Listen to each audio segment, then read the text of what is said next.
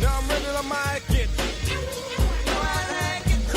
Hear my favoritism, Rolo. Never be a brother like me, go solo. Laser, Anastasia, major. Ways to blaze your brain and train you. Welcome back to the Jeff Fox Show. It is Two Live Studios Radio Network. On this Monday, your boy's celebrating his birthday. Yes. And all of my celebrity friends are jumping on. Right now, we're going to go to the Real Man Block guest line. And my man, Chuck D from Public Enemy, is in the building. What up, Big Chuck? What's going on? Good to hear you, Jeff. Good to be able to represent, say hello. Yes, sir. Yes, sir. So I appreciate you coming on and showing the love, man. You can follow him on Twitter, folks, at Mr. Chuck D. You still a Knicks fan? Of course, man. We Knicks fans, man, until the wheels fall off, man. And let me tell you, man, I know this is crazy, Right. and quite cryptic to everybody else who's a fan of other teams, but, me personally, I'm having the best season watching the Knicks in a long time, even when we won more games, because they show effort, they show hustle, and they some pieces away from being a 45 to 48 win team, along with, if Porzingis comes back and understands, his role better. Because they, when they picked up guys like Trey Burke and Beasley getting the second chance, third chance or whatever, and then they got, they got some parts that are starting to spark. So this could be a good thing that the Knicks play all these parts and leave Porzingis out of it for a second. Because, they're fun and exciting to watch because of their effort, that's all. Absolutely, man. At the end of the day, Jeff, only one team's going to win. That's it? And I'm not even going to say the Warriors. I said at the end of the day, one team wins, and the rest of the team's got to figure it out. No doubt. That's how it happens, man. And, I like you. You are really a Knicks fan because you notice the little improvements in this team that I noticed, man. Even in your boy Michael Beasley, he came from overseas. I love Mike Beasley, man. Yeah. I'm glad. But you know the thing about it, Jeff, man? Dude is still mad young, man. He's a young dude. And I think we're in a time where all this, it got to happen right away, or this instant gratification got to happen right away, and they see a spark for somebody who might be in high school and think all of a sudden he's got to give dividends, man. How you going to do that in the professional league when these guys been seasoned for 10 to 15 years? And that's getting it mixed up with that AAU crap. So it take a while for an NBA ball player to really set into their body and into their mind. And I think that those years from 28 to 33, if the body doesn't have a lot of wear and tear, could be the best years of an athlete. One of the lowest moments in my broadcasting career happened when we had Michael Beasley on the Miami Heat. And I think after a 30-point game, I went on the air in South Florida and told the audience that we had the next Bernard King. And they killed me, but I saw that type of potential in him. Well, they really can't. The only one that can stop Michael Beasley is himself. Because he's got a herky-jerky, left-handed style where nobody can really stop his shot except for him. So, and in defense, he's showing he has effort. He's got some maturity. And I think he's the type of player that New York can help. You just can't become a number one draft pick or a high-priced free agent and make it in New York. New York City will burn you down, man. It's not conducive for a lot of athletes, man. Except it ain't like baseball where you got your own individual thing and you can sign up to the Yankees, they pay you a lot of money, and then you start hitting home runs. Basketball's different, man. The chemistry seems to get melted down by the media, the intensity of the city. So New York Knicks, when we have our best years, we got to have like a combination of guys off the street, draft picks that didn't make it, cats looking for their second and third chances, and then a blue chipper like a Zingis or a Patrick Ewing, and then you got to have a couple of guys that come in trades that really do the dirty work that on the fringes of all-stars. So that's anytime the Knicks go off of that train of thought, man, then we have losing seasons. I thought Mike Woodson, and we're talking to Chuck D here on the Jeff Fox Show, Two Live Stews Radio Network. I thought Mike Woodson really had you guys on the verge of coming back, man, and then the wheels came off. Well, a lot of people like Mike Woodson. I like Mike Woodson. I go back to being a Mike Woodson fan when he was a Knick back in the day, you know, with Ray Williams, Richardson, and Cartwright, and Sly Williams, but I think it's one of these things in society where there's a lack of patience. Yeah. And when he went through a little bit of a turn, they were like, oh, he's not getting the attention of the players, and they fired him, and they haven't been the same since. What do you make of today's NBA with the super teams, Chuck? Do you like it? I know I talked to Isaiah Thomas, and shockingly, he doesn't have a problem with it, and I couldn't believe that. I'm only a fan of the Knicks. I don't care what happens to the other teams. You know what I'm saying? End of the day, man, only one team is going to win anyway. Right. There ain't going to be two teams that's going to be the champion. So I think Golden State is a perfect example of a team that nobody saw coming. And they didn't have a whole bunch of blue chippers. They came in with their own brand of basketball, man. And they came in with their own brand of basketball. And they changed the game and made it attractive for people to go to the Bay Area. I mean, how long have the Warriors been in the Bay Area? Since 1963, man. Yeah. It's like, come on, man. So, I mean, and they had a couple of bumps, when they had, Wilt Chamberlain and Rick Barry and then, and the 75 champion. So I think the Warriors, man, they went back to the roots of how that other Warrior team won. But see, that was before a lot of these cats were born. But I remember that, and I know you remember too that Warriors team of 74, 75. They had Rick Barry and Phil Smith, nobody else kind of Clifford Ray. I mean, as far as superstar, they had Rick Barry, who just came back from the ABA. Right. So he was suspect to a lot of people after leaving for like 8 years. He came back, and then they had a rookie. Then Keith Wilkes, who was known more for UCLA and Cornbread Earl and me, and more than and they had like guys like Charles Johnson, Butch Beard. You calling some names now, man. Huh? You calling some names now, man. Some old school. Yeah, man. I mean, and they had I think Dudley and Derek Dickey, I think one of the guys, I think his name's Derek Dickey. They had guys like, if you go back to this, you can go to YouTube now and see those playoff games. You'd be like, and they played the same type of ball without the three that this Warrior team plays now. I mean, the tray is the thing that changed the whole game. And the only guy that back then had experience with knowing anything about the three-pointer was Rick Barry, who shot it a few times in the ABA. Right. And then they had the coach, that was the first. That's probably why they don't talk about that series a lot, because that was the first all-black coach NBA Finals, because you had Al Attles with the Warriors and you had Casey Jones with the Bullets. Absolutely. I remember watching that, man. My dad is a huge Knicks fan, big fan of Walt Frazier and Dave DeBusschere. And that entire team, and Phil Jackson, with all that hair, wearing, I think, number 16. Well, you know what, straight up, I mean, being a Knicks fan, man, even when we lose, it's a pleasure. Listen, we got the voice of the NBA, the VON, Mike Breen. Yeah. And then we got, Walt Frazier doing color. So it's always a pleasure listening to those guys, man, do the game. No doubt. We're talking to Chuck D here on the Jeff Fox Show, Two Live Stews Radio. But, Chuck, and even though I know you're a huge Knicks fan, does it bother you to see, like a Kevin Durant's team up with a Steph Curry at all?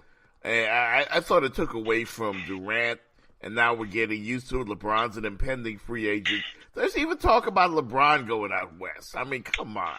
And all these guys, man, hang out and eat with each other. They go on trips with each other. So I think when they get on the court, man, it's just like, they all NBA ball players, and they go for it. Like that All-Star game was pretty dope. It was.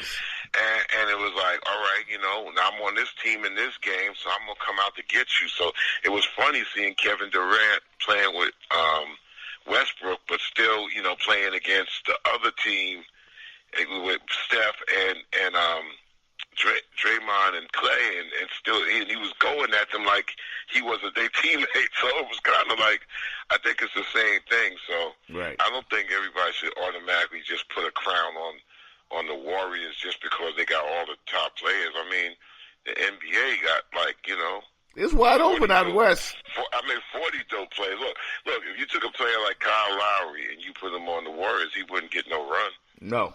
But you put him with DeRozan wouldn't get no run either. But you put him on another team, and they just as dangerous. If they just put in their mind that they could possibly knock them off. So right. I don't follow these guys that think that automatically the Warriors are going to win and stuff like that. And that the talent is far beyond what anybody else in the league got. I mean, I think in the game of basketball, it's chemistry. It could be down to coaching on a close wire. Right. And that's what makes the game enjoyable to watch, man. On the radio, I listen to Justin Termini and Eddie Johnson every day. These guys get me going. Oh, Eddie could shoot. I get a lot of my I'm a fan, so I just kind of listen. I don't call in. I tweet it a lot, but I just listen. And then NBA radio series. I mean, to me, I listen to those guys, and they really get into it because Justin is a 36-year-old guy who's a radio guy, announcer of sports and analyst, and Eddie's a star NBA player, and they get into it and they talk about the past, present, and the future. And I love listening to those guys. No doubt. We're talking to Chuck D here on the Jeff Fox Show, 2 Live Stews Radio Network. Chuck, what do you think in regards to the LeBron James situation with the reporter from Fox? I think LeBron, and I really want to get your thoughts on this. I wrote a column on it. I think LeBron represents a different type of a black athlete in this era, meaning kind of throwback. Not trying to compare him to Muhammad Ali, but he's cut from the same cloth, I think. Well, he's from Akron. He's from Ohio, the OH-10. You got to step up and really be real. It's blue collar, it's hard working, the land. So, I mean, I think one thing he realized the past and the present. He knows where he's at. He knows he's the best, and he understands that great narrative of with great power comes responsibility. Yes. And he basically says, look, and he's 33 years old too. Mm-hmm. He's a grown man that ain't about to have anybody control his narrative. It's they might have had a chance to try to when he was 24 or 18 or 21. But this man has been in the league longer than the commissioner has been the commissioner, so he has understanding of his voice, his power, of his words, and he knows where he stands.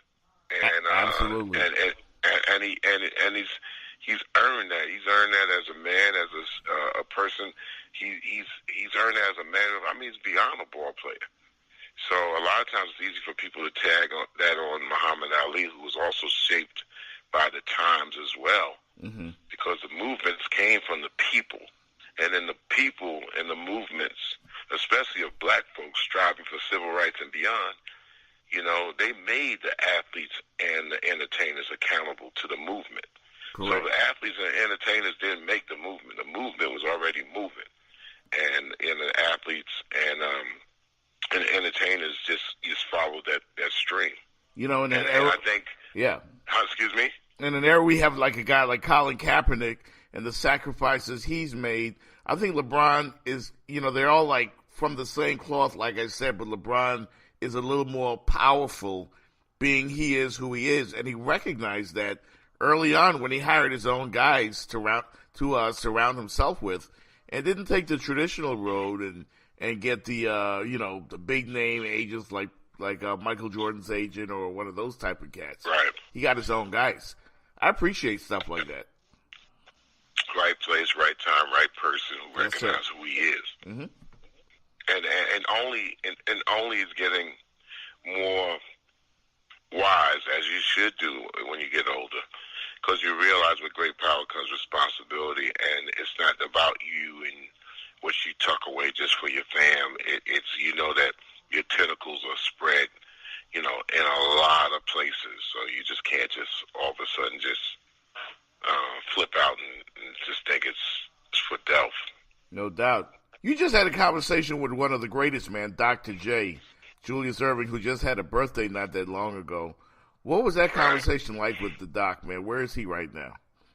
The doc is in the place that he's known for the last 50 years as being an ambassador for not only the game, but just showing the way for a lot of people how to carry themselves. I mean, the doc is from my hometown, which is Roosevelt, Long Island. Right. So we grew up with the doc, from high school to college into the pros, ABA, and then the NBA. And the doc has done so much for Roosevelt. He had done directly and indirectly.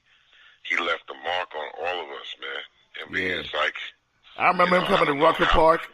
Remember him at Rucker Park? Remember seeing the doc at Rucker Park? We used to get the feedback from Rucker Park because we're on Long Island. So yeah. The feedback is what he was doing uptown in Harlem. Everybody was getting the feedback. I mean, those that traveled there could go uptown. Everybody from Roosevelt, especially at that time, had all their family in the city anyway. We was like, Roosevelt was a town that was like 33% black and 69, and ended up being like 80% to 95% black in a matter of 2 years. So wow. It was white flight was in effect, man. It was a testing ground for the migration of black folks from the city boroughs into Long Island, this Long Island hamlet. And white flight was when the black folks started coming in, the white folks started to move.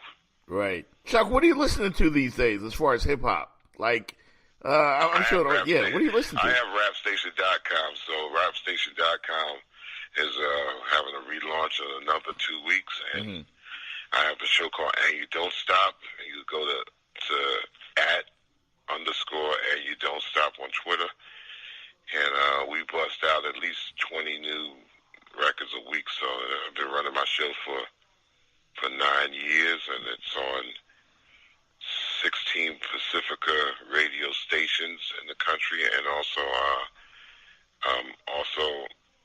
around the world. And we do a great job with breaking a lot of artists, past, present, and future.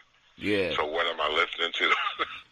yeah. I mean, are you listening to Migos? I'm playing everything. Excuse me. Are you listening to Migos? I argue with my kids about Migos all the time and try to educate them on old school hip hop, and they tell me I'm just old. Well, I mean, there's a couple of joints in there, Migos, but it's a lot of artists that's out there. So Migos is more like a pop group. They're a pop group, and 14 and 15 years old, and we're not into that. We're in that zone where if there's something, it's a great collaboration. We're going to pop some Migos, but there's also substantial. There's also, people like, you got the pros that still doing it, like, from the Method Mans to the Eminems. I mean, Royce the 5'9" is my man. There's more MCs out there in the world. You got to look at them just like if you look at basketball. No doubt. No doubt. The great Chuck D from Public Enemy, man. We appreciate the time so much. I'm going to let my boy Kenny Anderson know that I heard from you, because I don't know if you know Kenny, but I know he's from the Mecca as well.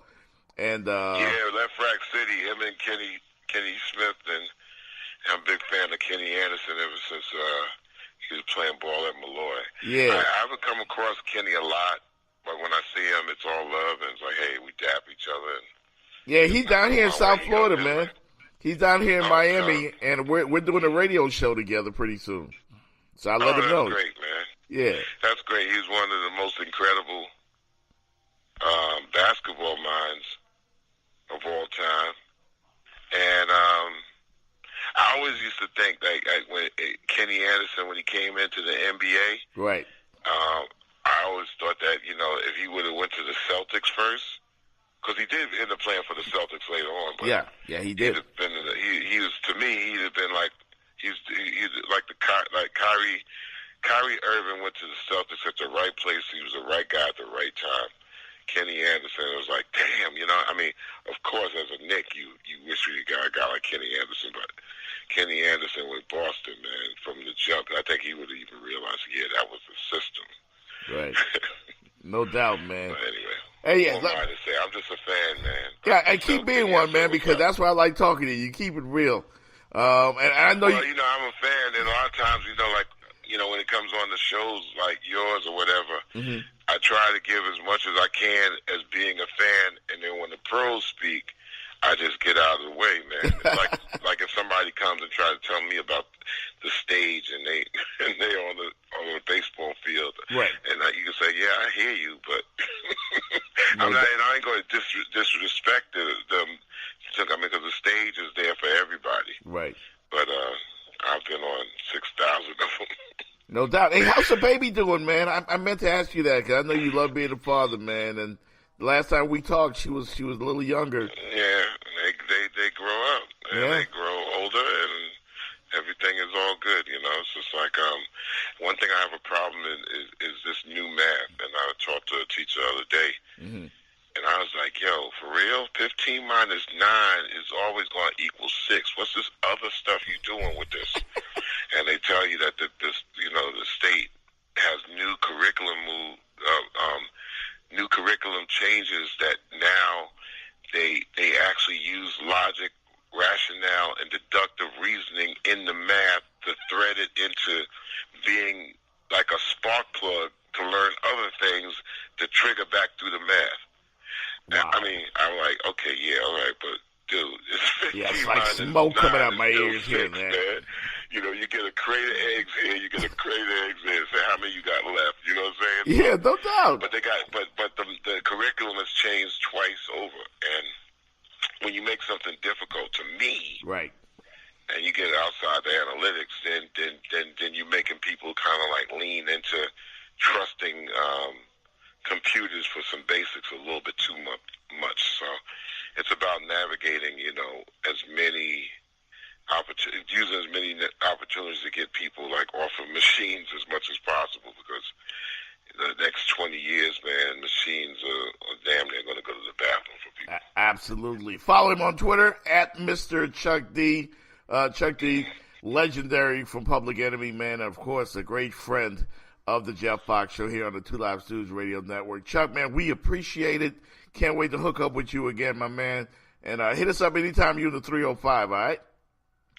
Thank you, sir, and salute out. I think the Heat getting my man D-Wade, the basketball god. Yes, sir. Back is a good look, man. No doubt, man. Glad to have him back home. He's going to stay here. Yep. He's going to wrap up the career here, and there'll be a statue of him outside the building pretty soon, no doubt. Oh, yeah, man. I'm a big fan of Dwayne Wade. Yes, sir. Yep. All right, Chuck, man, we appreciate you, brother. I know you was working, man. Thank you for making a lot of time for us. Definitely appreciate it, all right? Thank you, Jeff. All the best. Yes, sir. Brothers and sisters, I don't know what this world is coming to,